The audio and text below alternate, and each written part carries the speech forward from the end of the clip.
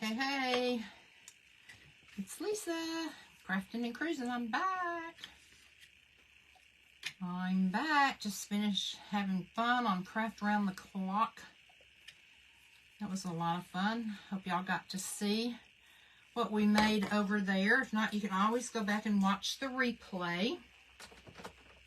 That's the beauty of things like this. I see 3 people on, but I don't know who it is yet, because I can't see comments. This is so aggravating, you guys, when you want to know who's on here so you can say, hey, Barbara, I saw you. So, yeah, she's back. She is back. Y'all forgot to put the rest of these paints up that I didn't use just now in Craft Around the Clock, and I'm very frugal when it comes to paints. I don't want to waste anything, and if I just let them sit here, they're going to dry up. So I decided I would go on and put them up while we were hopefully going to have a few more people come on. I tell you what, I sure do miss it when Ronnie's not here for more reasons than one, but none of the least of which is him reading comments and telling me who's on. And of course today I was standing up at that other part of the desk that he made for me, and so it was really impossible, to be honest, for me to see who was on. Let me get this going in some water so my brush won't get all gunky. Okay. So, how's everybody doing? What is the new post before you can comment? What is the new post? I'm not sure what you mean, Debbie. What do you mean before you can comment? I don't. Are you talking about the new system that Facebook has launched, where you can put like exclamation point and info or exclamation point? I forget all the ones. I wrote them down. I actually set mine up. It's a new system that, if that's what you're talking about, that they're trying, where for example, if you get on and you stay on my page when I'm doing a live for more than, I think I set mine up for 10 minutes maybe, then you should get an automatic notification that, you know, I recognize that you've been on for 10 minutes and I really appreciate you. So there's several different prompts that they've launched, and creators could go in and set up how often they wanted them to happen or whatever. So if that's what you're talking about, I've set mine up, but honestly I need to print out what the prompts are so I can tell you guys. But like, if for instance, I think one of them is if you put exclamation point info or don't do it, but because I'll find out what they are. But if you put an exclamation point before the command, like info or product or whatever, then it automatically would send you information on that you wanted. So it's something new that they rolled out, and I learned about it from Chris in our coaching group, and then I learned about it again from Tracy Campbell with Craft Around the Clock. So it's chat rules and community standards you have to accept before we are allowed to comment on your page. Really? Is that true on everybody's page, Maria? I don't know what that is. I've never seen that. Is that true on everybody's? I remember Debbie had a problem recently. I think it was in her auction.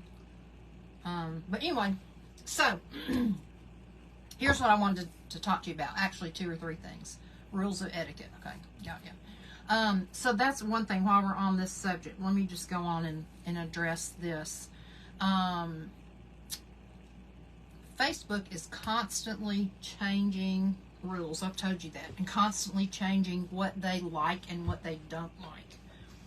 And it's my understanding that they don't necessarily communicate that to the crafters, that this is changing and that's changing. So many of the crafters who have had pages for a long, long time have kind of put their minds together and figured out a lot of this stuff on their own, just by trial and error. They have to do experiments on their own page to figure it out.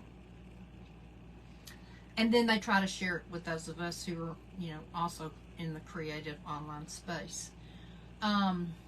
Unfortunately, it changes a lot. So about the time you think you understand or have the rules in your mind, then it changes. For example, apparently, if you're on somebody's page and you give a thumbs up, the algorithm does not count that. But if you give a heart or more, the algorithm will accept that or will count that, whatever that means, counting it, to help boost your place in the algorithm, so to speak, to help get you seen more. My suspicion is that I've been posting at least 4 times a day for the past week or 10 days, and not many people are leaving any kind of emoji or a comment, which leads me to believe that many of them are not seeing it. So, how do you get yourself pushed up in the algorithm? All these things that we have to learn and we have to understand. Facebook really likes it when they see interaction happening, just like Maria commenting. I asked Maria a question, she answered back. Barbara gets on here and says, I sprinkled you out. Barbara will welcome new people. So it doesn't have to be interaction directly with me and Rodney, but even people just talking, so that it's not just a stagnant, okay, like there's 7 people on right now, so 7 people are watching. But if nobody's commenting or sending up hearts or whatever, then Facebook, the algorithm looks at that and says, that may not be somebody we need to really share out. Even if you've turned all your notifications on, subscribe to Telegram, the whole works. It's all in that silly algorithm, which is all determined, I think, by a bot, not even by a human being. It's crazy. So even some of the more seasoned crafters who have had tons of followings started noticing their numbers go down for no reason. Well, they put their heads together because many of them that have been around for a while are trying to help those of us who are new be seen more. And so they've said, when you come on my page, come in under your business name. Instead of coming in under Lisa Seiler, come in under Crafting and Cruising. And that way, people on my live will see, oh, there's another group called Crafting and Cruising, maybe I'll check them out. So we started doing that. Well, then those creators started noticing that their numbers were going down of viewership. And it was like all of them at one time started losing viewers, and they were like, what is happening? What did we do different? Hey, Louise. And so they put their heads together, not because Facebook told them what happened, and they figured out, I know, Jen, it is, they figured out that if I go on Jen's page, for example, if I go on Jennifer's page, Home Sweet Create, and I go in under Crafting and Cruising, Jennifer does not get any credit for that in her monetization because I'm coming in under Crafting and Cruising. If I go on her page under Lisa Lanier Seiler, and then if she says later, hey, if you have a business, drop your link in the comments, then I could put the app Crafting and Cruising link in the comments and it wouldn't count against her. But if I come in under my page name, it does. It makes no sense to common human beings, but that's the way the algorithm is working. And so it's taking those who have been around a long time and have built up a big business, putting their minds together and saying, okay, let's experiment with this, let's experiment with that, and see what we come up with. So now, I've always encouraged people too, if you have a business, come in under your business page, the business name. And I'm not going to ask anybody if they come on my page, they don't show as a business page, right? Don't come in under your business page. I'm not going to tell anybody not to do that. But I'm just letting you know that that's the deal. I'm not monetized right now, so it's not going to affect me like it would Jen or Debbie or Kathy or Chris or whoever. I hope to get to that place one day. But if so, then all those little details, and by then the rules will have changed, no telling how many times. So, commenting, sharing the page out. Facebook doesn't like for us to ask you to share. And there was even a time where they said, don't use the word S-H-A-R-E. If you spelled it, it was okay. So people come up with all kinds of terms. Sprinkle the love, spread the seeds, send the gnomes to Rome, blah, blah, blah, blah, blah. You know, it's just, people were coming up with all kinds of creative things, which were really cute, but people would go, what does that mean? And then some people had a sign like this one at mine that I can't find now. Well, I thought I had it, but I don't. But anyway, it had their text message on there, or it would say, please, S-H-A-R-E. So it would hold their sign up so you could see it, but Mr. FB couldn't hear it because you were just holding it up. And then we heard that they don't really care if you say share, but that what they're trying to do is to keep creators from spamming people. And so if you get on there and say, oh, please share my page out, then they think that you're trying to spam somebody, and so then they can shut your page down, they can put you in FB jail, whatever they want to do. So you have to be creative that way. Obviously, the more people, the more eyes that can get on everybody's page, the bigger chance you have of your page growing. But nobody wants to beg for that. And I don't want to get on my lives every time and go, y'all, would you please share this out? Would you please sprinkle the love? Blah, blah, blah, blah. I want to create. And I want to share with you guys and laugh and have fun and, you know, pray if people need prayer. That's what I'm all about. I don't want to have to worry about all that stuff. But you can get so caught up in having to do the business end of a business like this and try to understand it that it doesn't leave much time for you to craft. Now we've heard that Facebook really likes fast videos. I didn't know how to make a fast video and do a voiceover. So you have to go through that process of going through the learning curve, finding the right program, and practicing doing it, cutting an hour and 10-minute video down to 3 or 5 minutes, you know. So anybody that thinks that creators are just coming on and creating and having fun and then they're walking away and they're, you know, polishing their fingernails and eating bonbons, that ain't it. I'm going to tell you right now. They like to see hearts, but at the same time, not too many, right? Exactly. They like for us to respond to your comments too, but they don't want us responding to too many at one time because then they think it's spam. The bot thinks it's spam. So you need to time it out. If Jennifer on her page has 500 comments, you know, she can't go back and address every one of them all the time right then, or she'll probably get in trouble. But she could do 20 or 25, and then maybe 30 minutes later come back and do another 25. Well, you know, we have other things. We have other lives too, other things to do. So as we learn things like this, I think it's good for us to share on our pages, because I'm not going to come on my lives and go, y'all don't forget, thumbs up aren't good, but hearts are, but not too many. Y'all don't forget to share this out. Y'all don't forget to interact with each other so that there'll be comments coming up. Y'all, I'm not going to do that. That's not who I am as a person, and I'm not going to do it. So I just wanted you to be aware that I'm trying to figure out why my page is not growing like I thought it would, and I'm trying to do some of these things more to see if it will help. But I am so, so, so grateful to each and every one of you who are so sweet to come on and encourage Rodney and I. And that's right, Jennifer. And did Jennifer say that? Yeah. And to encourage us and to throw us some hearts and send stars. And you're just, the people that come on our page are truly very, what I consider friends, genuine friends. And I'm grateful for you, and Rodney's grateful for you. And so I just thank you from the bottom of my heart. So that was the one thing I wanted to be transparent about. The other thing is, there's a lot of people right now hurting.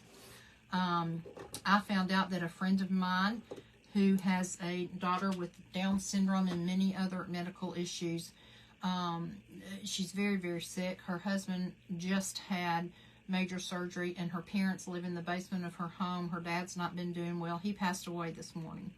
She is, thank you, sweet Louise. She is devastated. So many people are hurting right now. And I think that's why we are seeing so much negativity and violence and anger in our world. And we, as a community of creators, but we individually, can be change makers. We can't change the whole world, but we can try to bring about change in our own community. And so this morning, I don't know if you all are familiar with the book Jesus Calling or not, but it's my go-to devotional book. I absolutely love it. And this morning, I was just praying for some people and thinking about, people going through some real trials of life, and thinking about the suicide rate that's gotten even higher since the pandemic. I heard on the news the other day that we may have to go back to wearing masks. That there's a new variant out, blah, blah, blah, blah, blah. And when you think about the young people and how much time they lost in school, and the mental health issues, it's just so devastating to me. It's devastating because I want to do something or say something, and I'm one person and I don't know what to do. So I was thinking about some of my friends and family who are really hurting right now for different reasons. And I got up this morning and I read Jesus Calling, and I want to read it to you because I think it'll speak to each one of us on this call. Grow strong in your weakness. Some of my children I've gifted with abundant strength and stamina. Others, like you, have received the humble gift of frailty. Your fragility is not a punishment, nor does it indicate lack of faith. On the contrary, weak ones like you must live by faith, depending on me to get you through the day. I am developing your ability to trust me, to lean on me rather than on your understanding. Your natural preference is to plan out your day, knowing what will happen when. And that's who I am. I'm a real planner, always have been. My preference is for you to depend on me continually, trusting me to guide you and strengthen you as needed. This is how you grow strong in your weakness. James 4:13-15 says, Now listen, you who say, today or tomorrow we will go to this or that city, spend a year there, carry on business, and make money. Why, you don't even know what will happen tomorrow. What is your life? You are a mist that appears for a little while and then vanishes. Instead, you ought to say, if it's the Lord's will, we will live and do this or that. That's powerful. None of us know what our day holds. But if you're like me, you get up and you think, I've got this doctor's appointment, I've got this life going on, I really need to pay some bills, got to get dinner ready, blah, blah, blah, blah, blah. And used to, I would make a list, and it would freak me out at the end of the day came and I hadn't marked everything off my list. I'm not that way anymore as bad, but I still struggle. Proverbs 3:5 says, lean on, trust in, and be confident in the Lord with all your heart and mind, and do not rely on your own insight or understanding. I think that's especially true for us who are mothers. Y'all, we think that we know what's best for our children. God gave them to us. We birthed them. We raised them. We know what's best. And sometimes we try to help God out, and He doesn't need our help. He really doesn't.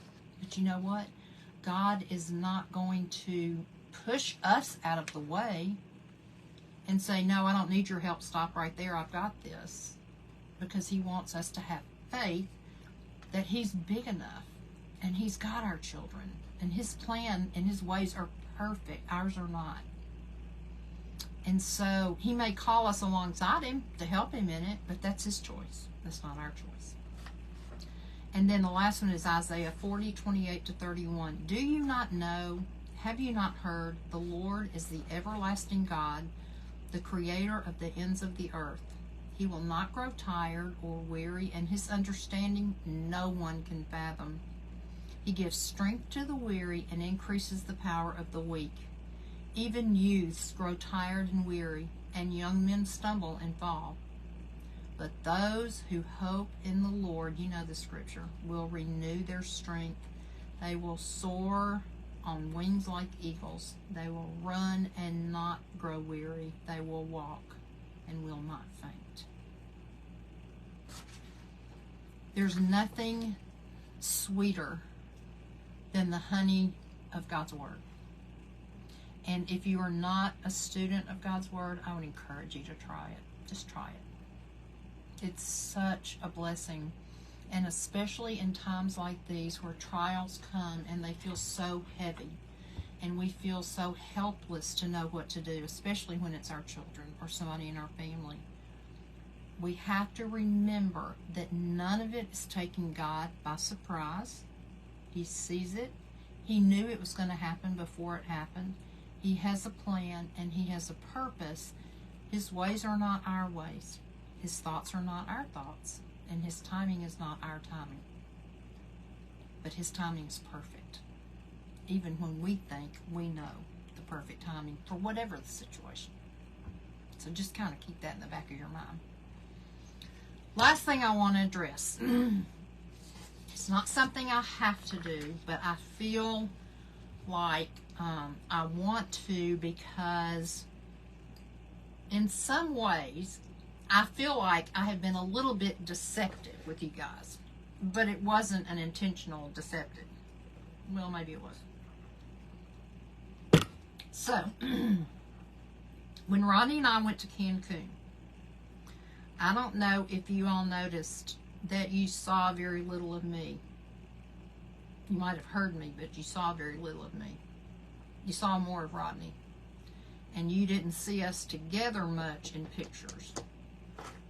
And that's because the real reason that I went to Cancun, that we went to Cancun, was that I had a total mouth makeover.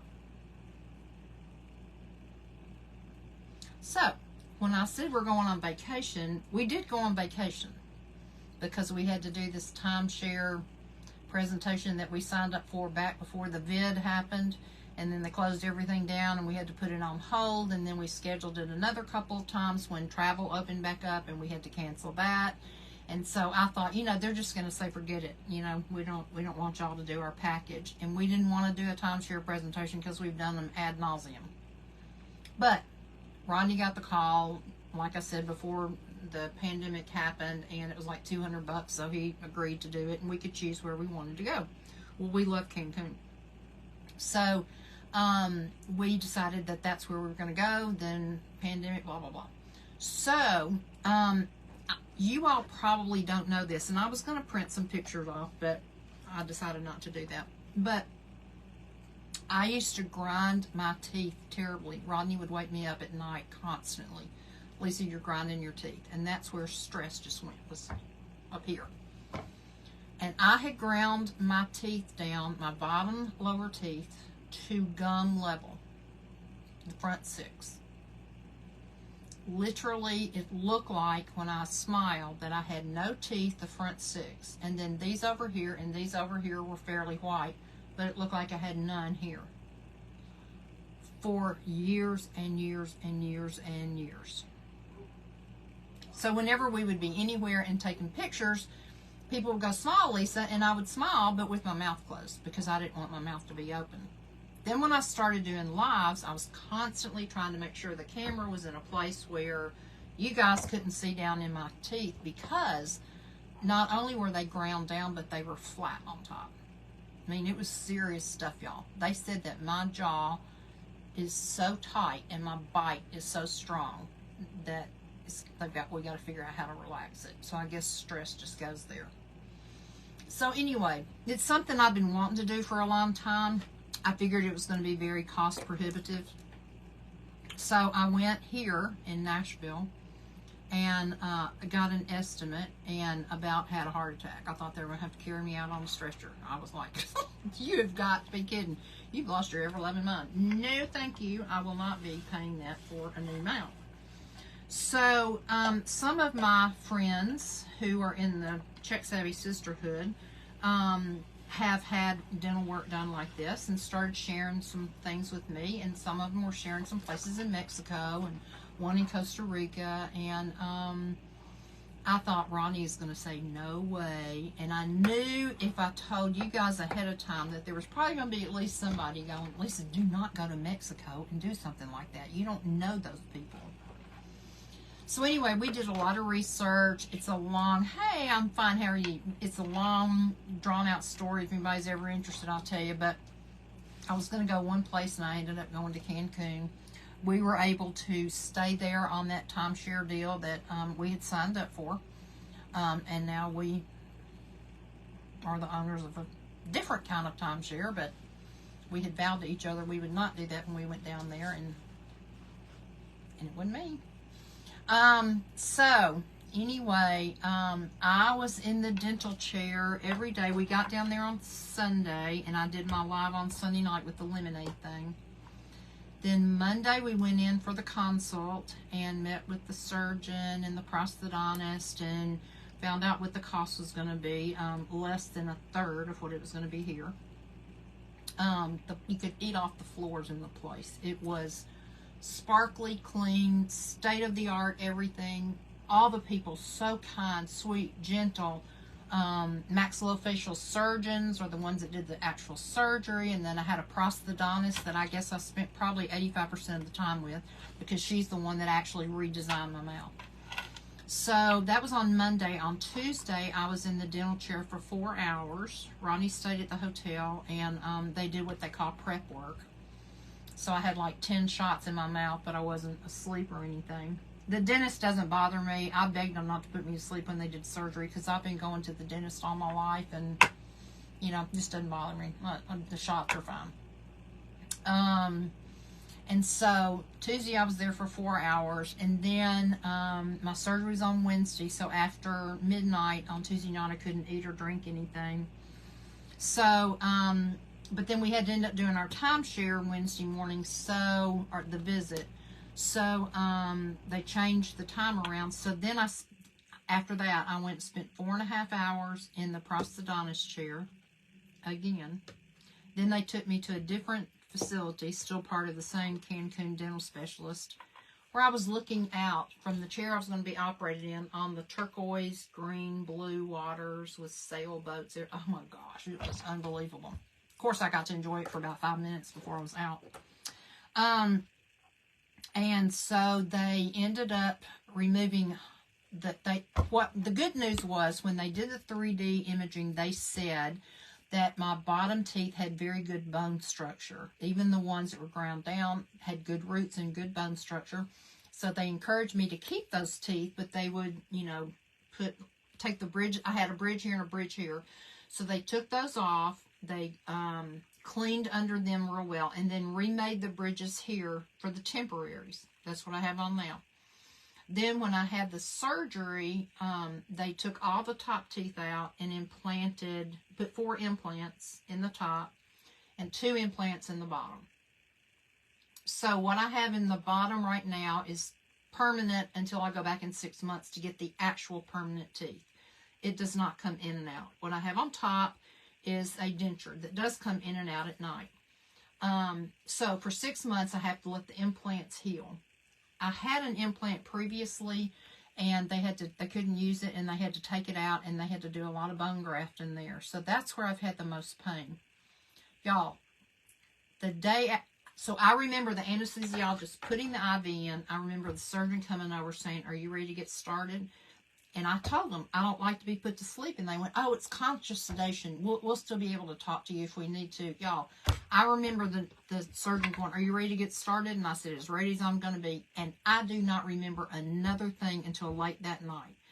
And all of a sudden, Ronnie was showing me pictures on his phone. And I was like, "Where is that?" And he goes, "Right here in the bed." And I went, "Why do I have all those pillows around me?" And he said, "Because you were swelling so bad." And I said, "Wait. How did I get out of the surgeon's office? Did they bring me a wheelchair?" And he said, "Yeah." And I said, "They did?" I mean, no recollection. None. For this conscious sedation. I said, when we got back to the hotel, what did I do? He said, "Well, the bellhop came up, said, 'Do you need a wheelchair?' And he said, and I said, 'No.' And you said, 'Yes, I do.'" But they didn't bring me one. Ronnie got me to my room. Y'all, the next day, I literally looked like somebody had beat me to a pulp. I was swelled, and I was black and blue. And for the next 2 or 3 days, you can still see some right here. I've covered it up with makeup.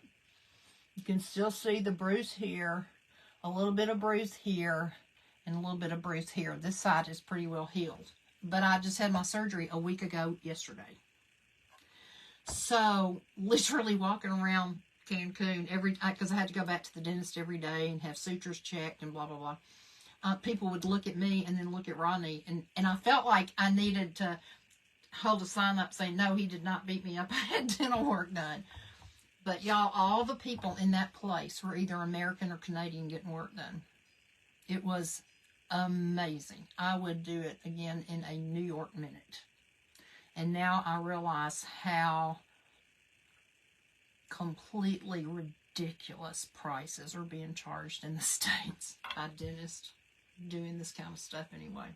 Crazy. Crazy.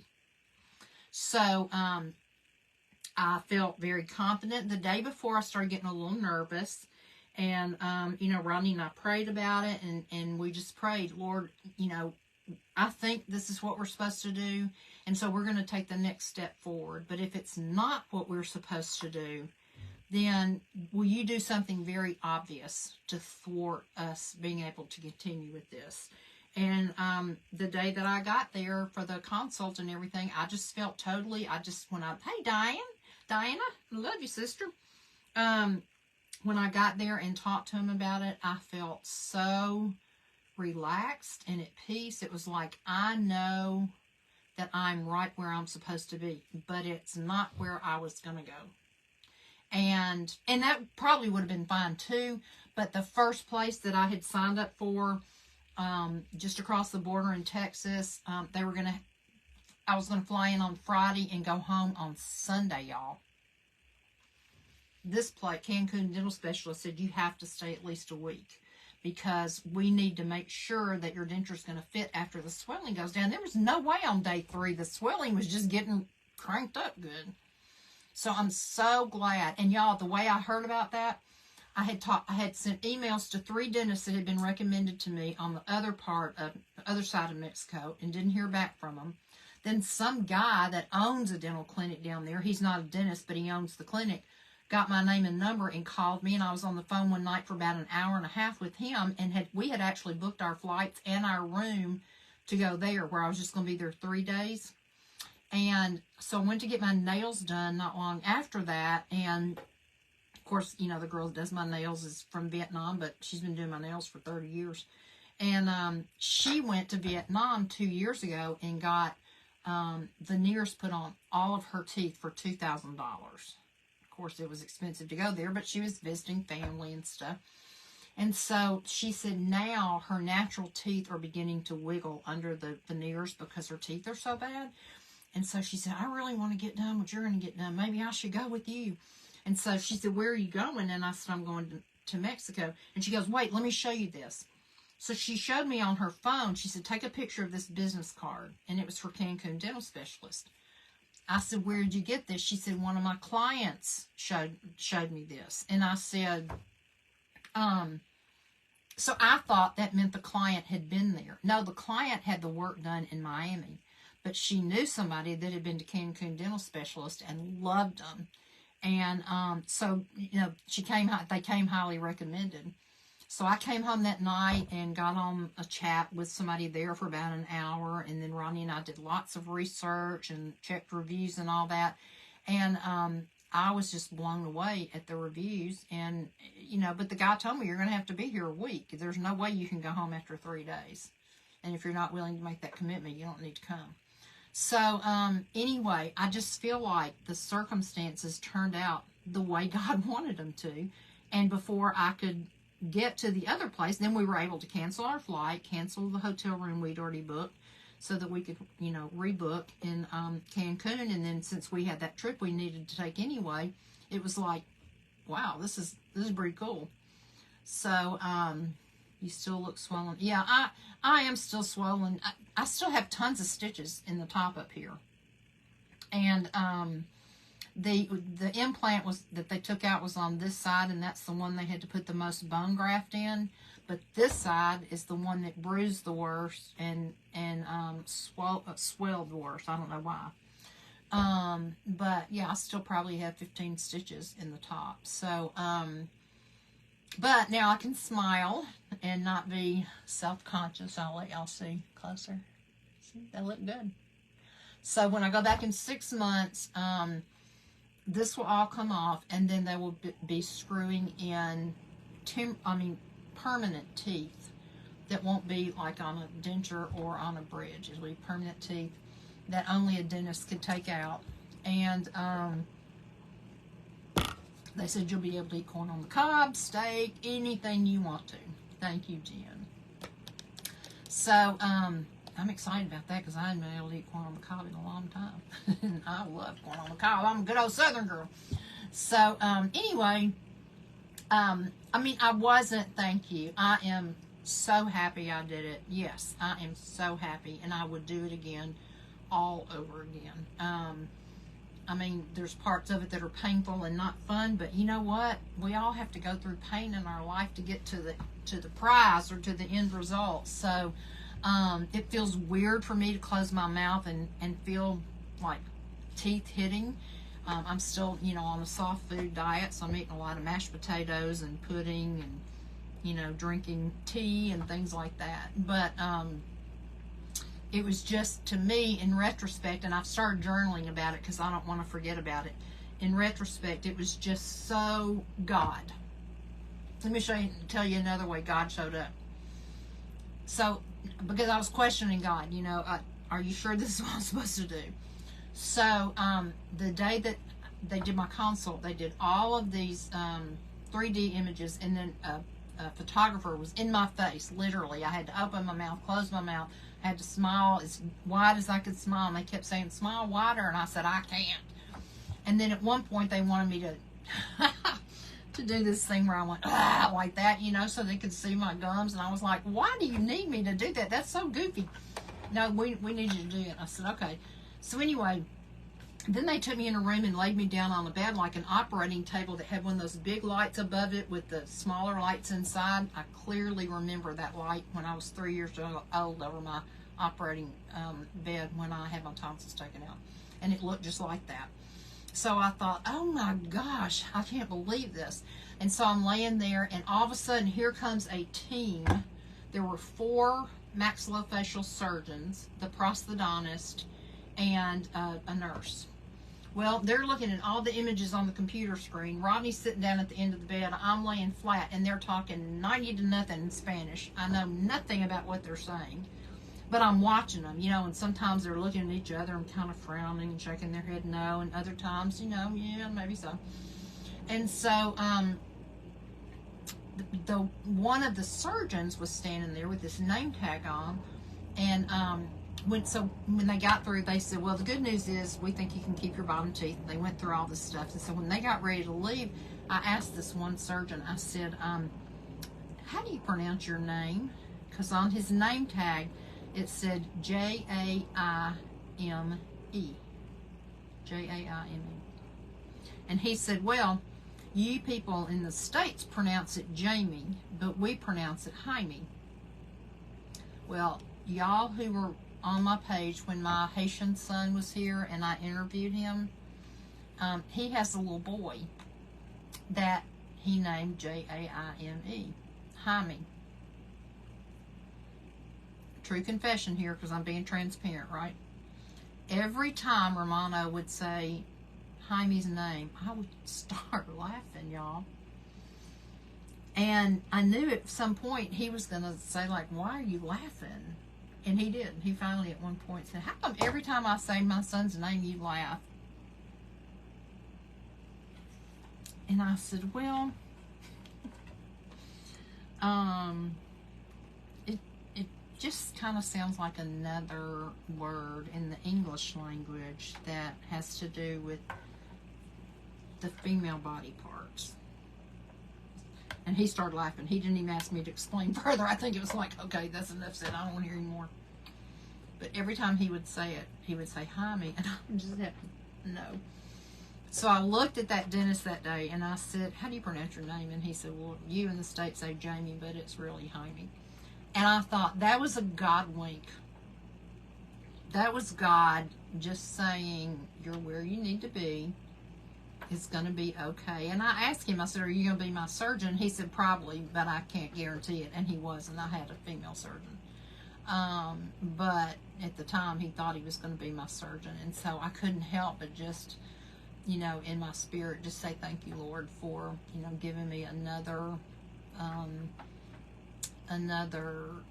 what's the word, affirmation that I'm where I'm supposed to be. And so they've been so good since I've gotten back. They've checked on me. I got 4 different emails today from the girl that's handling my case now from now on.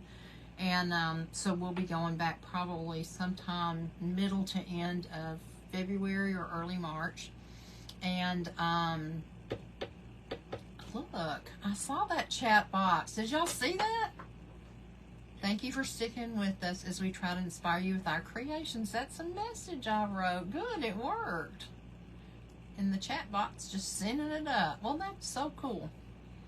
I need my lower denture snapped in, but it's going to cost $4,500 per snap, plus the cost of fixing my dentures.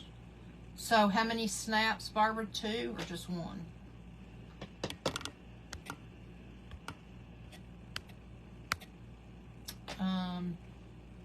You have heard that name? You know, and they don't, but they don't spell it like Jamie. Like we would spell Jamie Jamie, but it's spelled Jaime. But they pronounce it Jaime. I guess you do too. And so anyway, I did feel like that was a God wink. So, so let me just say this: when I went to Clear Choice here to get an estimate, the price that they gave me was $55,000.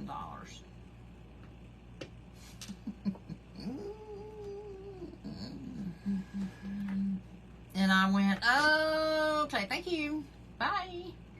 I found out that the very same procedure in Miami is $90,000. Mine was less than a third of what I was quoted here. And that included everything. What I'll have done when I go back, you know, all the temporaries, all the surgery, the anesthesia. They picked me up every day. They would tell me every day when my appointment was the next day, and then I would get a WhatsApp message, usually about 30 minutes before the driver was going to be there the next day to pick me up, and I would meet him in the lobby. And it was a different driver many of the days, but when I'd walk outside, I'd see a driver say, Lisa, and I said, yeah, that's me. Okay, I'm your driver. And so the longest I ever had to wait for a driver was maybe 15 or 20 minutes. The rest of the time, they were snapped to it right there. And there were usually other people going either to my resort or some of the other resorts where they were staying around there. So, you know, we were all kind of commiserating together on, you know, what all was going on. But some of them were there to get their final ones done. Some were there. One lady was there with her husband. He was getting his final ones done, I think, but she was going to have like a root canal and a couple crowns and things like that. So it is unbelievable how much cheaper it is, but it's not cheap work. I mean, you get good quality work in state-of-the-art facilities, and I mean, I just fell in love with my prosthodontist. She's texted me since I got back. You know, she wants to keep in touch, and I guess I'll be seeing her too when I go back in 6 months, because she's the one that designed my mouth. So it's just neat how God just weaves things together. I love it when you see him take all the pieces behind the scenes that none of us know are happening, and then all of a sudden it hits us and we're like, huh, he really planned that perfectly. When Ronnie signed up for that thing before the pandemic hit for $200, and I was about ready to clobber him for wasting that money, and God knew way back then that we weren't going to be able to take the trip then. He knew way back then that out of all the places we could have gone, we were going to choose Cancun. He knew way back then that I was going to be going and seeing a dentist down there. I had no clue. I mean, 2.5 years ago, you could have never made me believe that it would ever be possible for me to do this. But God knew, and he was weaving all those pieces together. And then when I started asking him for clarity, it wasn't that I expected to hear an audible voice, Lisa, this is what you're supposed to do. Or, you know, some kind of note fall from heaven, and here's the directions, follow these directions and you'll be fine. Thank you, God. You know, I knew that wouldn't happen, but I knew that in my spirit, I would feel either at peace, meaning it's from God, or I would feel disturbed in my spirit, and God does not give us a spirit of fear. His word is very clear about that. So if you have a spirit of fear, he's also not the author of confusion. So if you're trying to come up with a decision, a major decision, and you're confused or you're fearful, and I'm not talking about a normal, like, oh gosh, I'm leaving the country kind of fear. I'm just talking about, oh gosh, you know, this is scaring me to death. That's not of God. That's not of God. That's the enemy of your soul trying to tell you, don't do it. Don't do it. And, you know, I went through all kinds of scenarios, like, you know, what if the plane goes down and we don't even make it there and we don't see our family anymore? What if the plane goes down coming back? Or what if I get there and I hate the doctors, you know? I didn't have to pay anything before I went, so I was out no money. And they told me, if you come and have a consultation and you decide not to do it, fine. You leave and go your separate ways. You don't owe us anything. It's a free consult. So you can't find a lot of that kind of stuff in the States anymore. I did get a free consult at Clear Choice, but they sure didn't come pick me up and take me home. So I just felt like there were just lots of little signs of the fact that the girl that does my nails is the one that referred me to this place after I'd already booked a hotel at the other place and airline tickets. That she came along and said, oh, just try this place. And I thought it's because the girl had actually gone there. She hadn't. She had just heard from another friend of hers. So it was like one person told another person, and then that's where I ended up going. And I just, you know, fell in love with them, and then that doctor's name, and the pieces just all fell into place. So it was, God was all over it. And when something like that happens, and then you start thinking back, and you start seeing how the little pieces were all weaving together of the puzzle without me even knowing it. You know, it was all happening. And so how can I not trust a God like that, who cares about every hair on my head? Scripture says he knows the number of hairs on my head right now and yours. If he knows that and cares that much about me, who am I to ever doubt him about anything? That's crazy. So, anyway, off my soapbox. I didn't deliberately deceive anybody. I just didn't want to tell y'all before I went, and it would have been hard for me to have said anything once it happened there because I didn't talk a lot. I did, the last day, I did have to get 40 units of Botox, 20 on each side, not for cosmetic purposes, but to try to relax my jaw. And that part is just now I'm beginning to feel that that's working a little bit.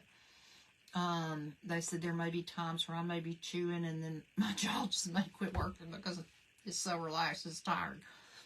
But that's what needs to happen. And then they gave me some exercises to do at home too, to try to keep it relaxed. So anyway, thank you guys for sticking with me and listening to my sermon tonight and listening to my heart tonight. And I just want you to know how much I love each and every one of you. I'm so glad you're in my life. I'm blessed indeed.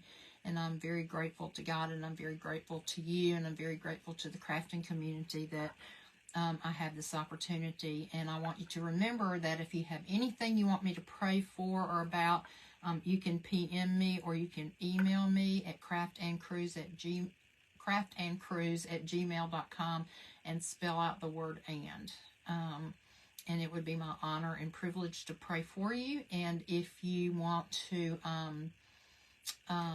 ever want me to pray with you, if you'll send me a PM on how I can contact you, I'll be happy to call you. It doesn't matter night or day.